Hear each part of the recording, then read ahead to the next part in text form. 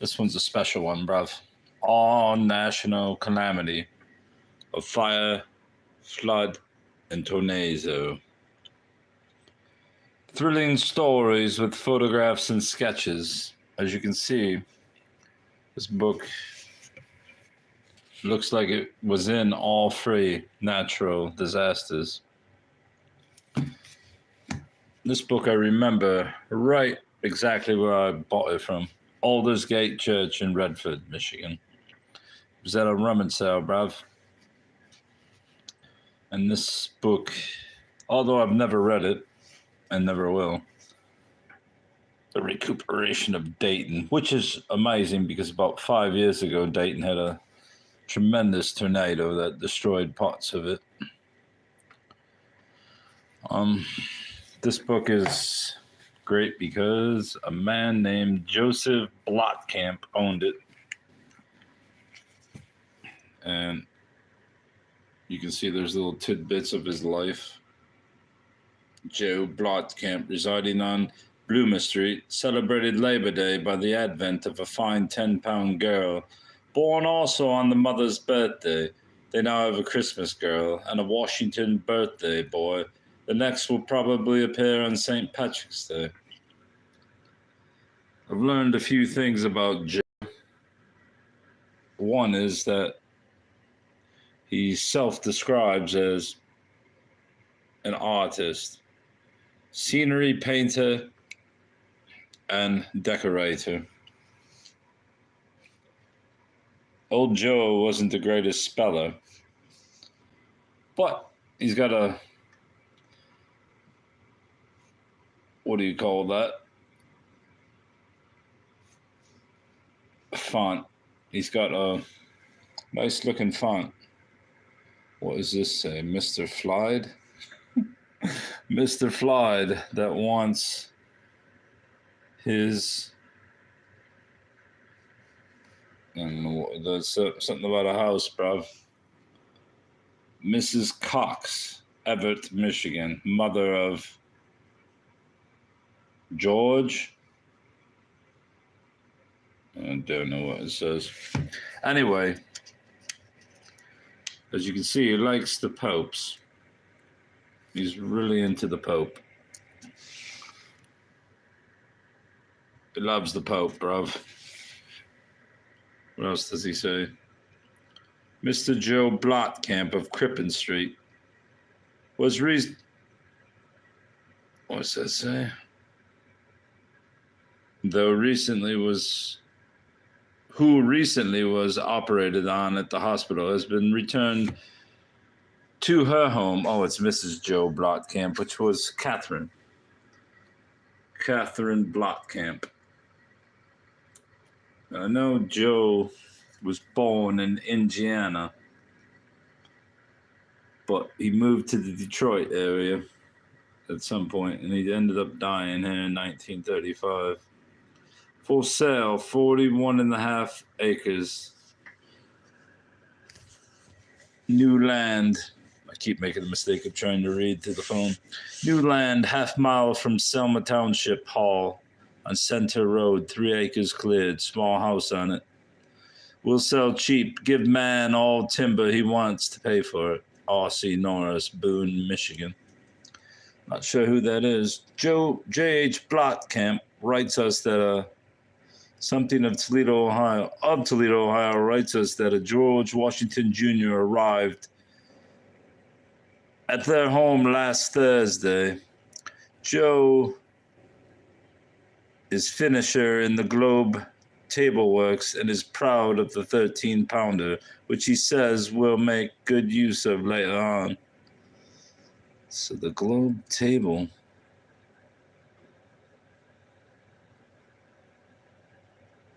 Table Works. Interesting, bruv.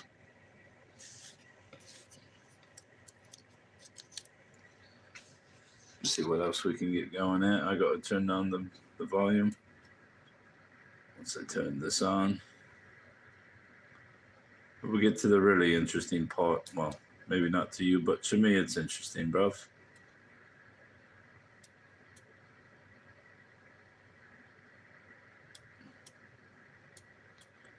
me get to it, bruv.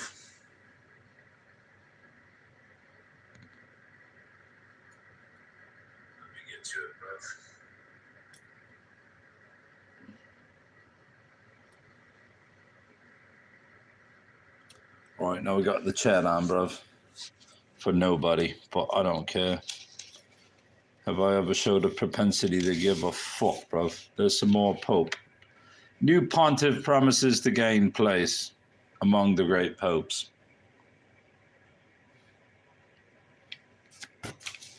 Pope Pius X, whose death occurred this afternoon. There's more popes at the back of the book, but oh no, there's the stricken one. The true story of our national calamity, of flood, fire, and tornado, how the whole nation joined in the work of relief. I believe this book's like 1913. Yes. And one of the main reasons I like this book is that Joe Blotkamp included a recipe for homemade wine, which happens to be dandelion wine, which is 1 quart dandelion flour, 1 gallon, as I said, Joe wasn't the greatest speller, put in kettle, let come to a boil, strain, put in lemon, half cake of yeast from yeast foam, 1/2 cake of yeast foam, let stand 3 days, then strain, in 3 pounds of sugar. Spells sugar rather strange. Sugar. 1 quart flour, 1 gallon water, put in the kettle, let come to a boil, strain, put in 1 lemon, 1 something of yeast from foam, let stand 3 days, then strain, put in 3 pounds of sugar. That's your homemade wine, bruv. The prayer by Bishop David Greer. There he is. When the nation's sympathies are centered. The greatest cataclysm in American history, the death-bearing flood at Dayton. Dayton's menace of fire and famine. Dayton, it's all Ohio. Cincinnati, Indiana, Arkansas, Illinois. As you can see, somebody was writing something here. What does that say? Some kind of recipe. It spells recipe rather odd. R-E-C-E-T-E. R-E-C-E-T-E. Receipt. But he spells it recipe, bruv. The unleashed gods, iron and rock, are our slaves. Helping hands, bruv. They're gonna help her. The greatest cataclysm in American history, the uncontrollable force of nature, the devastation of Omaha, the terror of the flood, a vivid picture of the flood, the tragedy of death and suffering, the sympathy of nations, the courage of the stricken, men that showed themselves arrows. So apparently the flood in Omaha, which I've never heard of, was the greatest cataclysm ever known to America.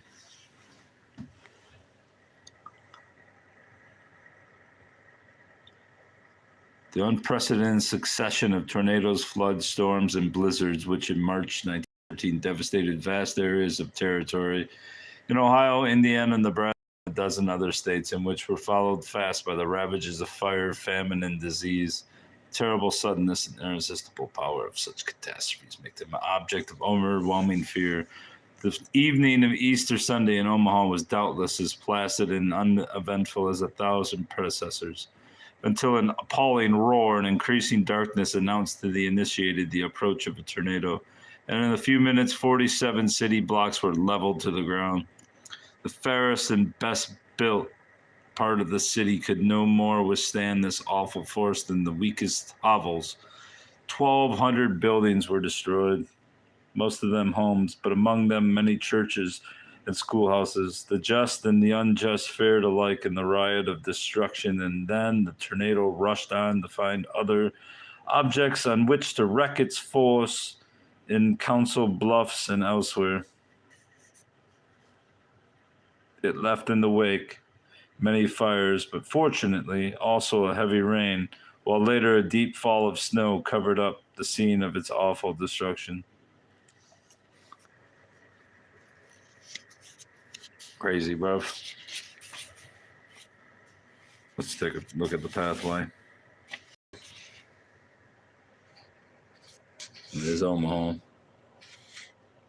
This must be the direct hit.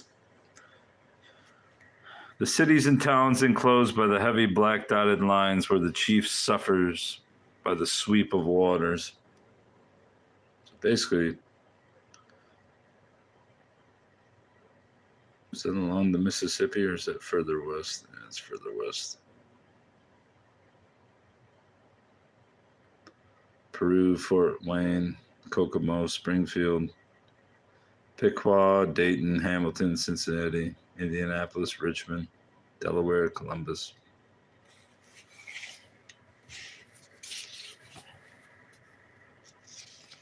Tragedy and death.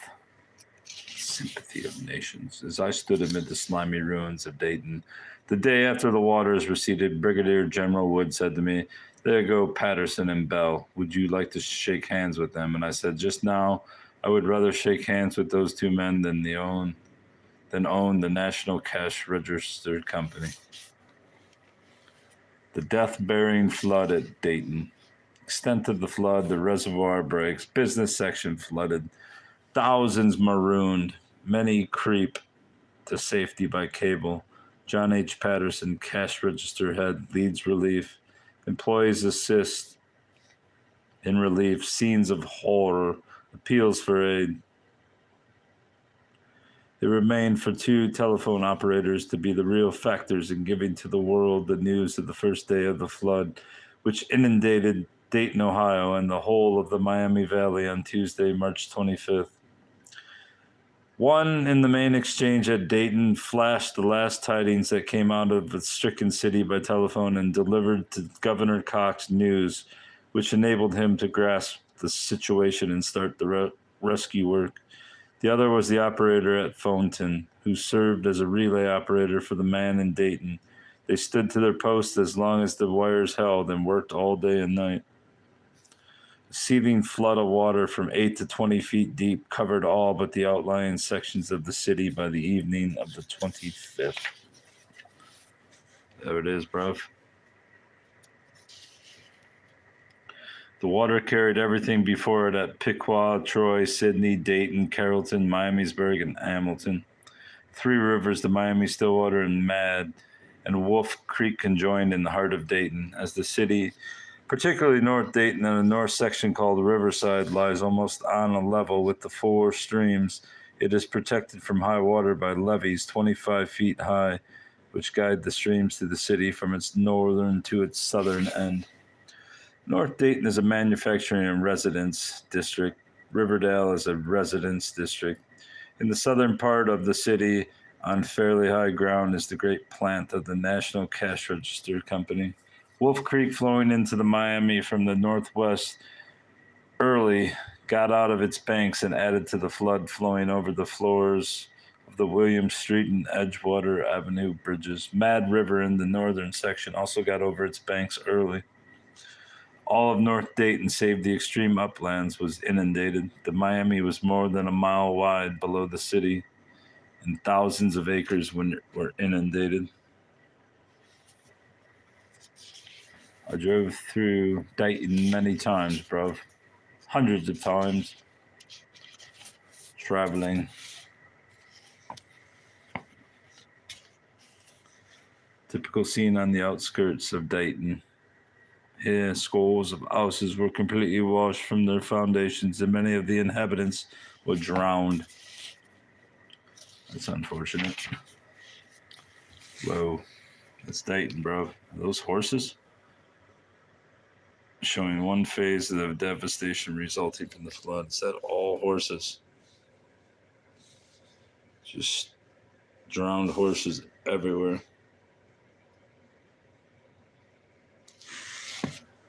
Death-bearing flood. Scenes of indescribable horror were reported by the rescuers under Brigadier General George H. Wood. Among those who perished were said to have been 10 members of the Ohio National Guard who were guarding a bridge. One man marooned with his family on the roof of his home, shot and killed his wife and 3 children, and then himself rather than suffer death in the flames, according to a report received by J.J. Munsell, employment superintendent of the National Cash Register Company, from a man who actually saw the occurrence. The bodies floated away on the flood. Rescuers tried to get to a raft that bore a man and 4 women that whirled like a spool in the rapid waters. Then suddenly the raft was sucked down in the water, and then another chapter was added to the tragedy. Woman leaps with baby. George H. Schaefer, a rescuer, went out into the flood with a skiff and saved the woman and baby, told of his perilous trip. A house that had been torn from its foundation came floating up behind us, said Schaefer. The woman was frightened. I told her there was no danger. Suddenly, she stood up and jumped over with her baby in her arms. She went straight down and never came up again. Then there was the horror that William Riley, a salesman for the National Cash Register Company, saw. We saw a very old woman standing at the window of a house waiting for rescue, said Riley. We rode up to her. Suddenly the house parted and the woman was engulfed. It was the last we saw of her. There was the man who was nearly rescued. He had stepped into the skiff and then walked back into his home, which a short time later floated away with him. Incidents of this sort were multiplied. John Scott ascended the telegraph pole and guided across the cable to places of safety men, women, and children rescued from flooded houses. Scott had guided 12 persons across the swaying bridges of wire when an explosion and start of the fire occurred. The shock knocked Scott from the pole and he fell into a tree. The last I saw of him, he was trying to get into the window of an abandoned house by way of one of the branches of the tree, said Frank Stevens, a fellow employee of Scott. The house was in the path of the fire. Thousands of those who were fortunate enough to escape the first rush of the waters were fed on short rations, and appeals for help were sent out by many of the leading men of the city. 3 carloads of foodstuff arrived from Xenia, but there was no chance to deliver them to the victims of the flood until the following day. Cruel need for an ark.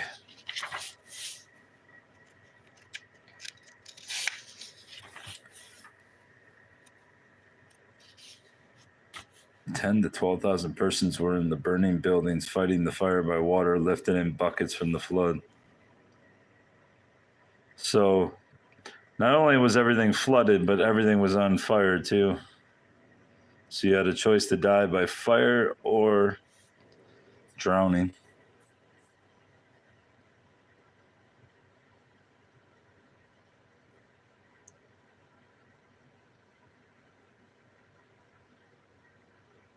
It's crazy.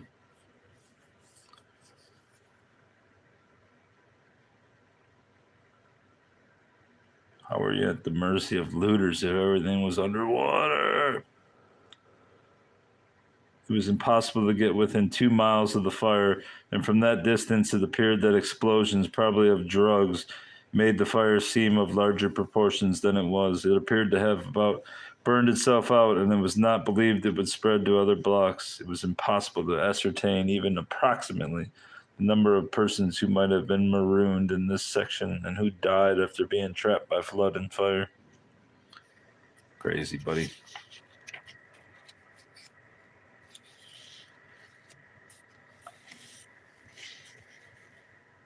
The flood at Waterville, New York, showing buildings torn from their foundations and floating down the stream.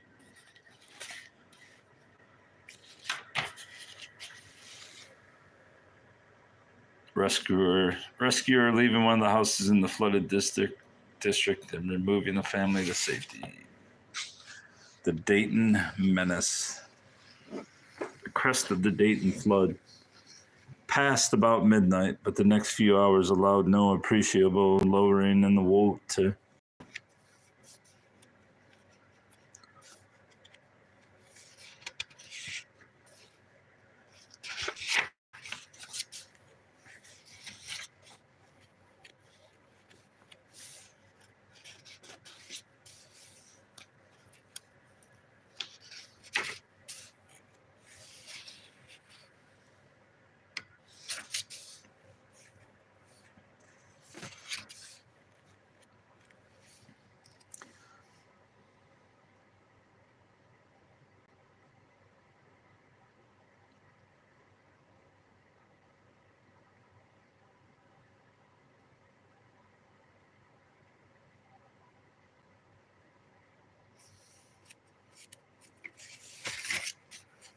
Dayton in the throes of distress. When Thursday morning dawned on stricken Dayton, the food situation, which had threatened to become serious, was relieved temporarily by the arrival of a special train from Richmond, Indiana. 7 cars and provisions.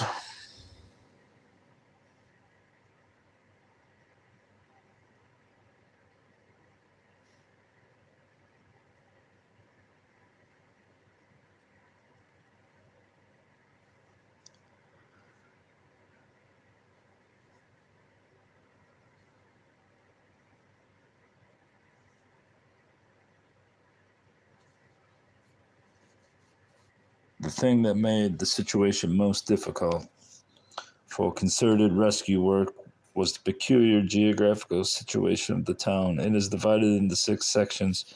Central Dayton. No.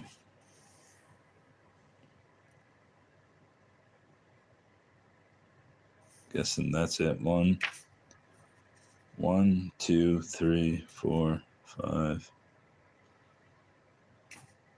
At least 5 sections.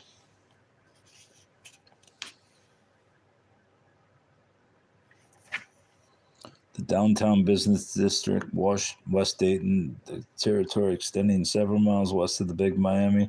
Riverdale, the northeast across the river from the central district. Dayton View, the extreme northeast, southern Dayton, the manufacturing district in which the National Cash Register Company's plant is located. Separated from the central district by lowlands which were deep in floodwater, and North Dayton, northwest of the business district, across the river from the business section.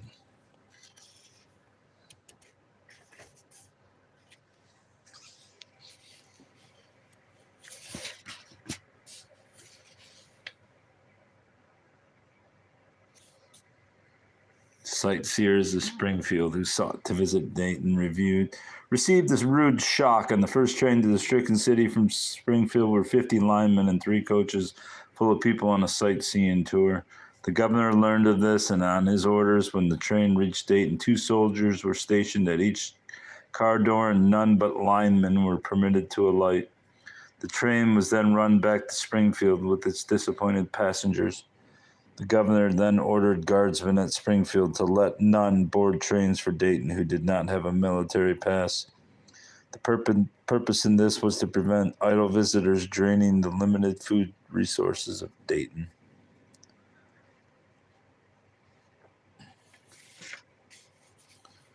Women became hysterical. At the rescue stations, the scenes enacted were heart-rending, and the most pitiful were witnessed at the temporary morgues.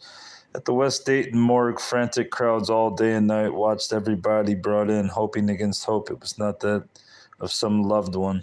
Women became hysterical at times when searching for missing members of their families, whom they had failed to find at the relief stations.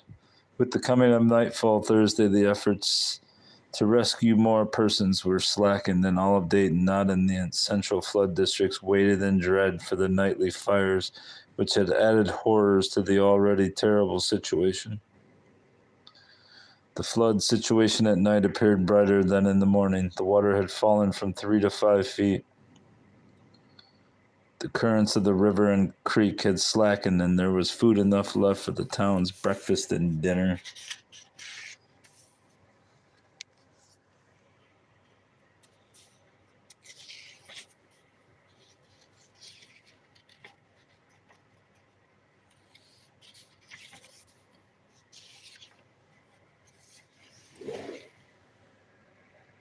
President John H. Patterson of the National Cash Register Company, third man from the right, directing the works of rescue at Dayton, Ohio. Through his magnificent skill as an organizer and his coolness of mind, scores of lives were saved that would otherwise have been lost, and a great deal of suffering was alleviated by his prompt measures of relief.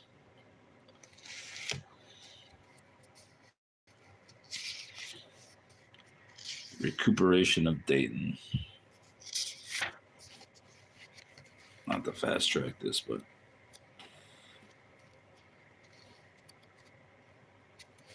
What's this? The funerals. Crowds at the end of one of the streets, which was turned into a raging river. Many persons floating down on the debris were rescued by willing hands as they neared this point.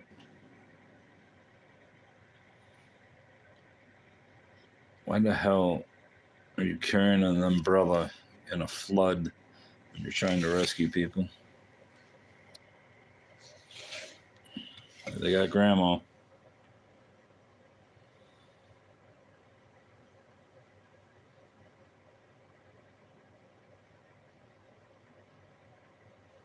Check it out, the cash register people.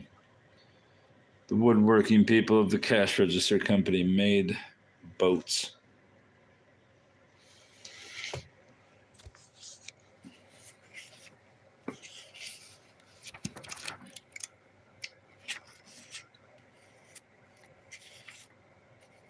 The devastation of Columbus.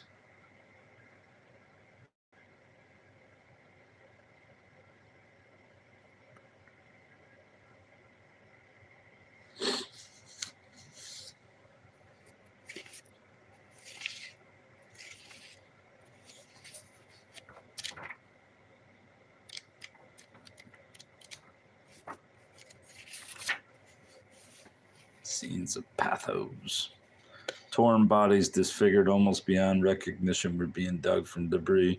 Whole families marooned for 4 long days and nights in the upper stories of houses that escaped as if by miracle. Many of them without food or water and in fear of constant death by flood or flame were being reached by rescuers.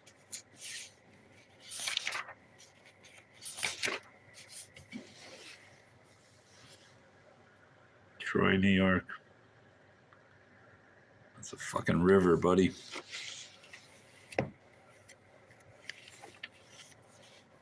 To the citizens of Dayton, curfew will be sounded at 6 p.m.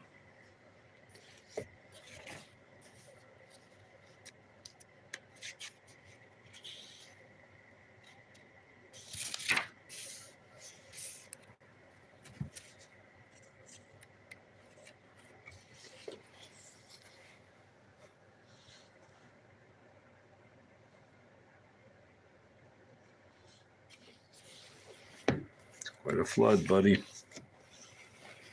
The bridge shown in this illustration leads to the Carnegie Steel Company at Youngstown, Ohio.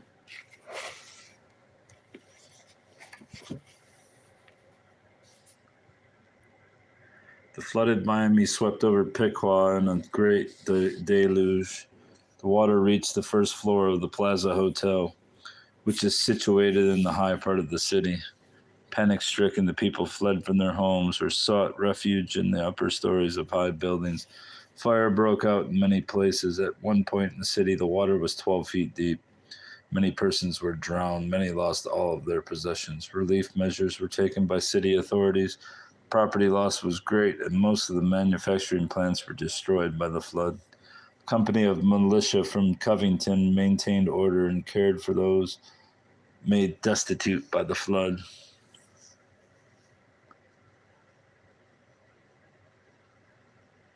Sydney and Pequot, 2 towns that I know.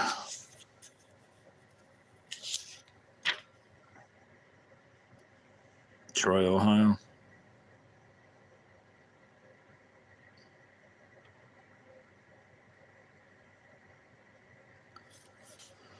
Another city I know well.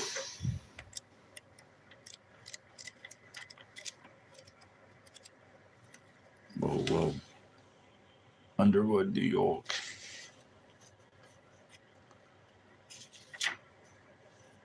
I thought there were monkeys, but it's just trees.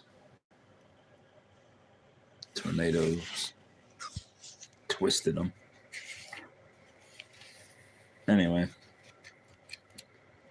I think we all know what devastation is by storms.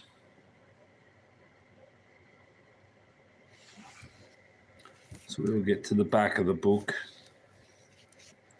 where there is a little program.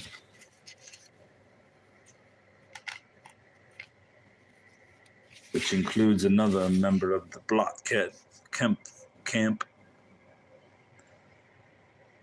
Blotcamp Edward, which I believe is the son of Joseph.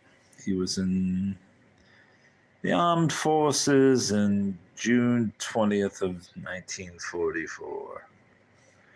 This is the Southfield Community Presbyterian Church. Thanks God for all the young men of our church and community who have gone forth in the service of our country to preserve for us the freedom of worship.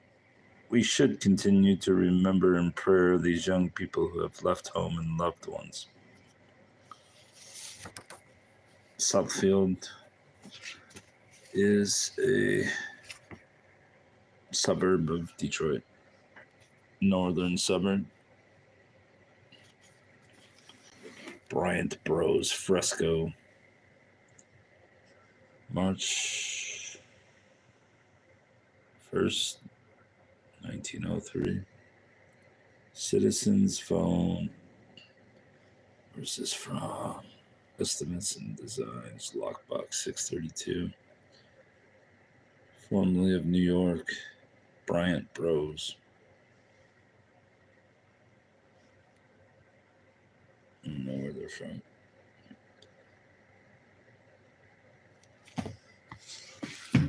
And then, more Pope action. Dead popes and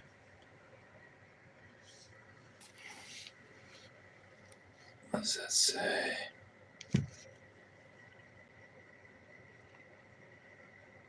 Park Sake. Anyway, this guy,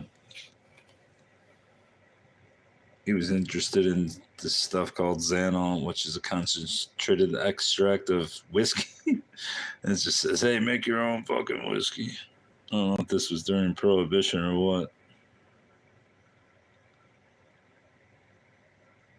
I would assume no, but I could be wrong. Anyway, that's the book. And we shall stop at 33, approximately 33 seconds. Illuminati. 33:15, bruv.